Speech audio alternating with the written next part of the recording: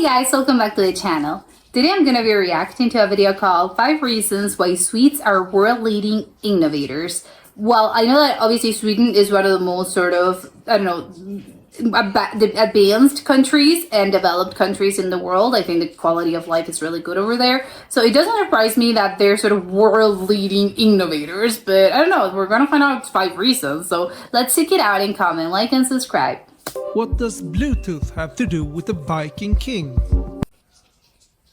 Oh, he was the guy that the Bluetooth's name? Developed by Swedish company Ericsson, Bluetooth is named after Danish King Harald, who allegedly had a Bluetooth. The Bluetooth technology unites devices.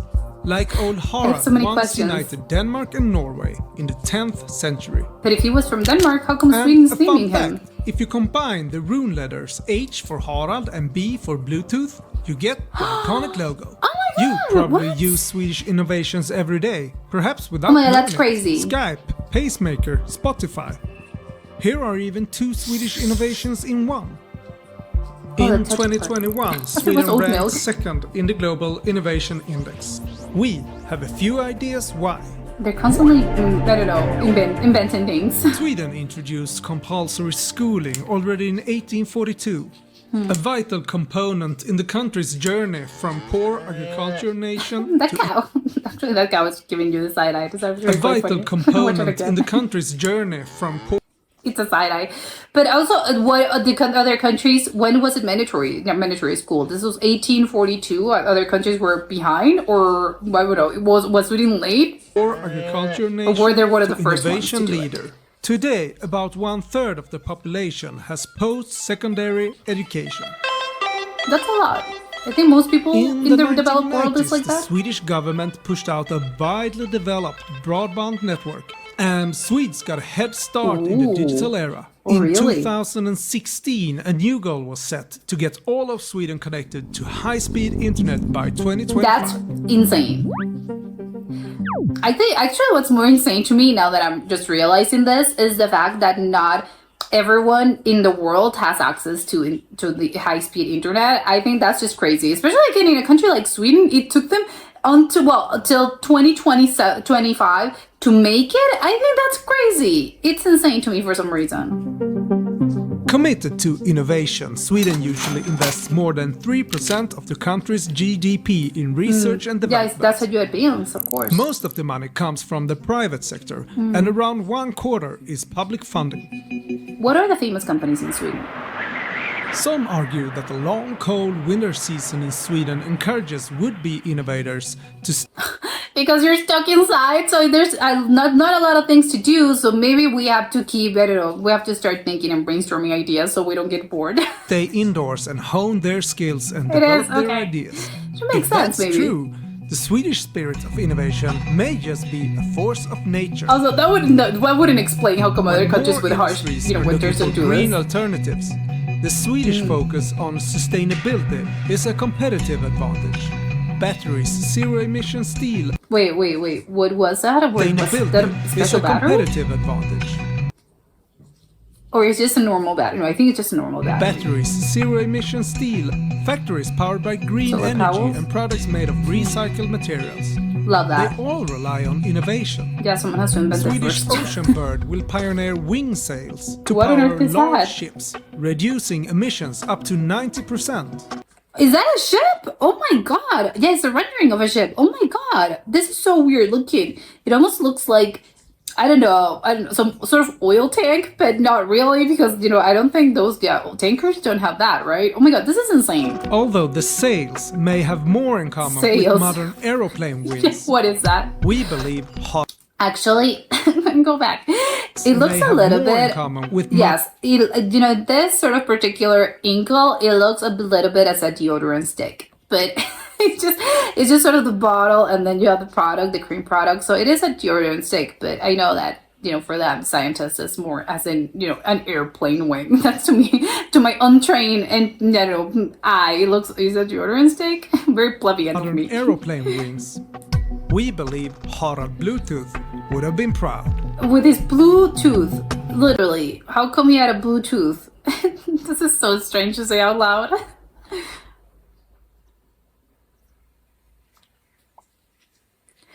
Yeah, first of all, again, the Bluetooth, it's so strange to me because I'm used to just saying Bluetooth as in the thing, not as in you have a Bluetooth. But I want to know, okay, so Harold, how come, was he for real? How come he had a Bluetooth? What's happening there? Did he die it? What?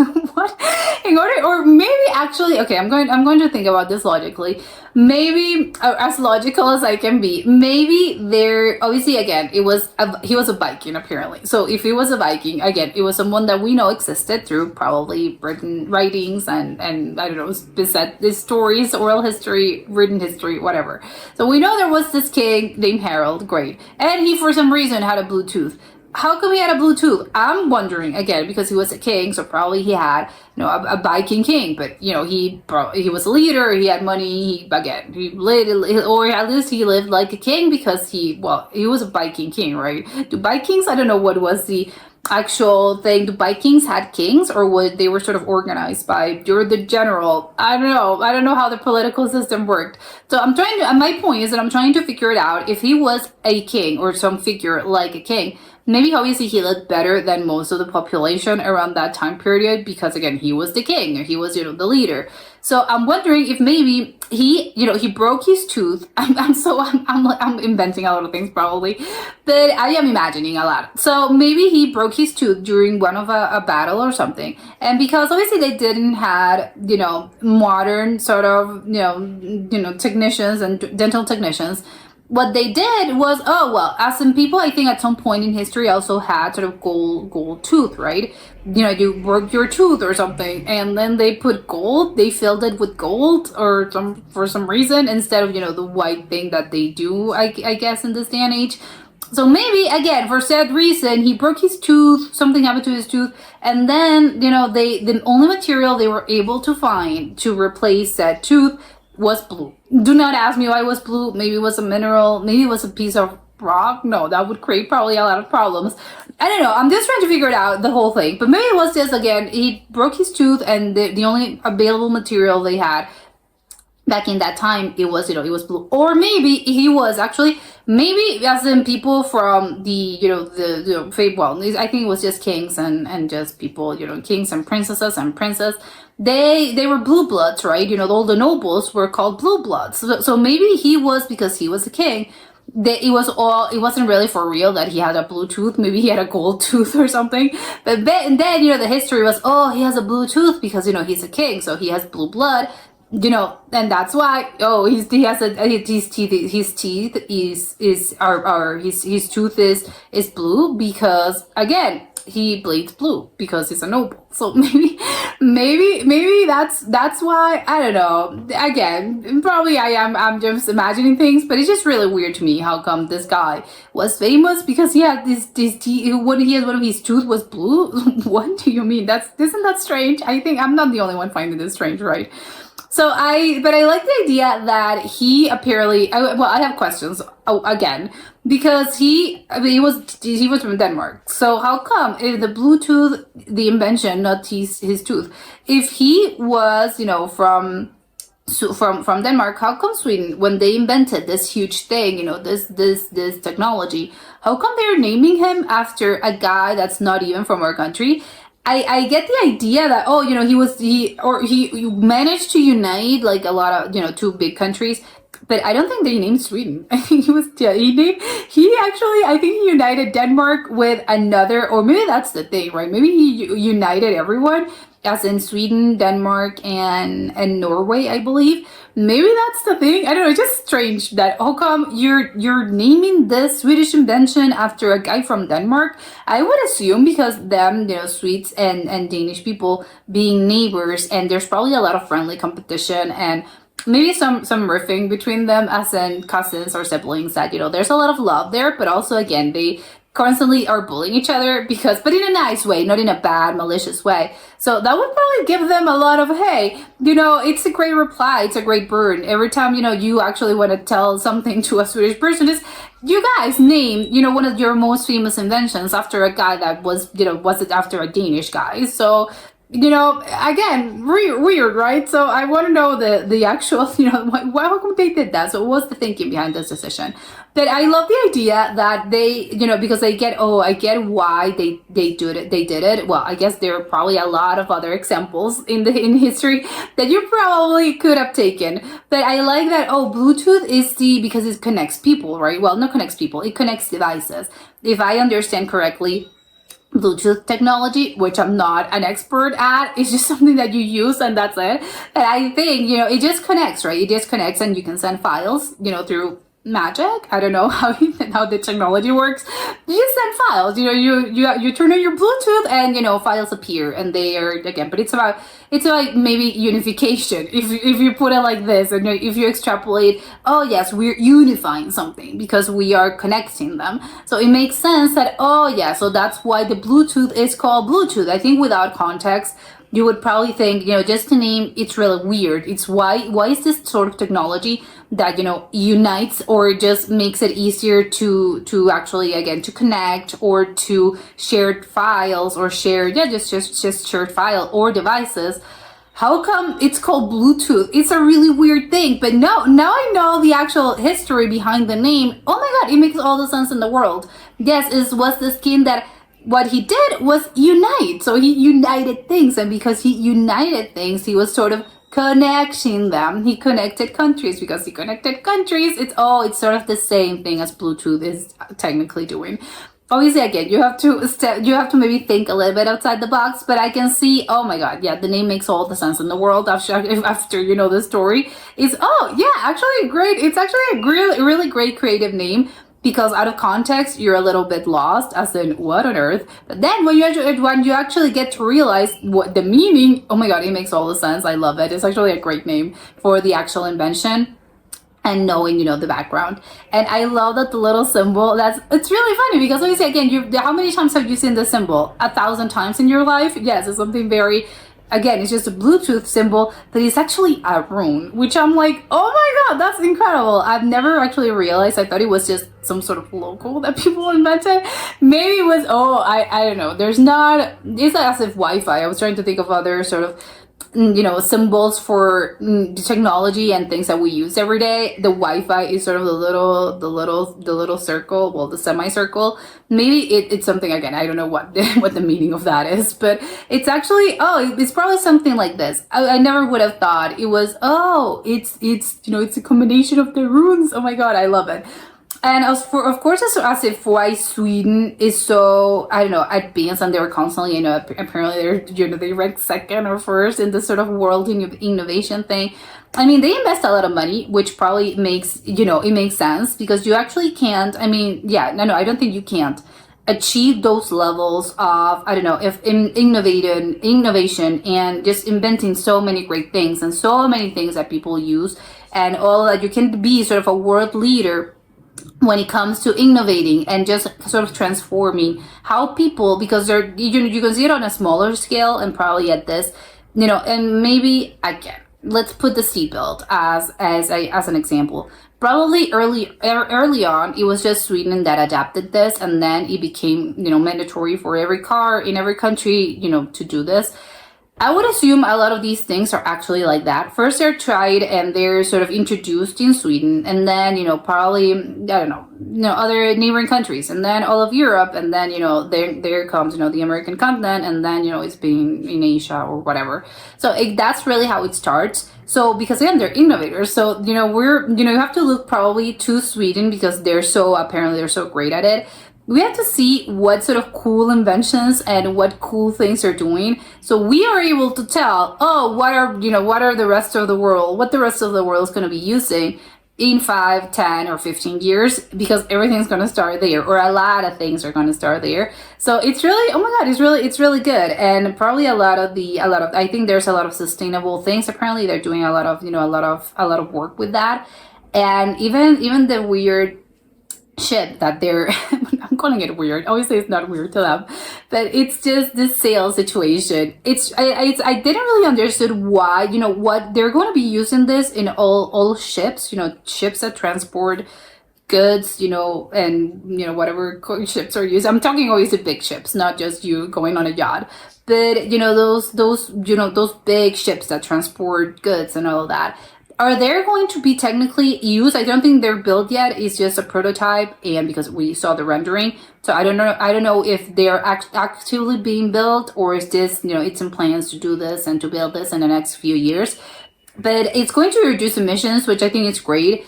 I think one of the great problems, I think, you try to do your part when it comes to, doing recycling more and using less plastic and again, use recycled materials and all of that. But I think the great, again, it's, the global warming and all of that is sort of looming all over us. That we are, and obviously you do your part, that the actual companies and these big companies, that they're the ones that have to do something about it, because they're the guilty, they're most guilty. Not that we're pointing any fingers, but that's really, the greater, the amount of emissions that companies emit. Obviously those are the culprit, right? It's not because you're doing your part and all that, but at the end of the day, I think humans with their, our daily lives are not, we're not emitting that many sort of emissions. It's the big companies. And I know obviously they do this because, life and society can't function without them, but it's good, I guess. If we can't really change the problem or the actual root of the whole thing, which is, I don't know, companies emit less emissions. Great, sure. How do I do that? That's the thing. Well, Swedish people have the solution. Well, one of the things that maybe we can do is not just plant more trees or whatever. No, it's actually take, the root of the problem, which are probably, again, the ships. It's just doing it in a more greener way, in a more sustainable way. So we're going to do this ships that have this wind sails that look like deodorant sticks. And again, I like it. I want to see it because it looks quite strange. I said it weird, but it is looking, it's a weird looking ship. But I want to know how the thing looks like in real life, just to see if it looks so strange. Because I think when you look at a really big ship, those tankers, oil tankers, or the ones that the military uses, that they're just huge things. It's really weird. I don't know, when you look at them in real life, they're much more massive than you actually thought. It's just really strange to see something so big. And because they have a lot of things and a lot of pieces and a lot of that. It's just weird to see them sort of in real life, because it's something so, I don't know, it's just very weird that this thing is sailing in the ocean. And the ocean is massive. I don't know how to explain it, but it's just a very weird experience to see all those with big ships.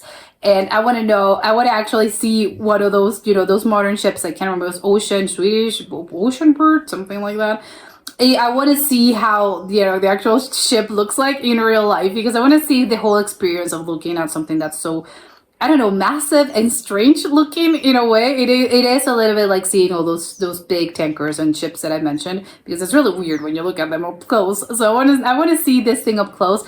Again, don't know if this is already actively being built. It's already built, but they have, they need a fleet maybe. I would assume they're also the first one to test it out. So probably Swedish goods and services are the ones that are going to be using this, and probably more countries will buy this from them, or I don't know how the thing worked or will work. But yeah, I want to see how the ship looks like in real life. But also, again, it's, you gotta hand it out to the Swedes, because it's a good theory. The one that, they're innovating so much, and they've created so many great things. It's probably because, and a lot of the things that you use in your daily life, they come from Sweden, because again, they've been using this for years, and then, it trickled down until you are using this, but you didn't realize, this was created in Sweden, 10 years ago.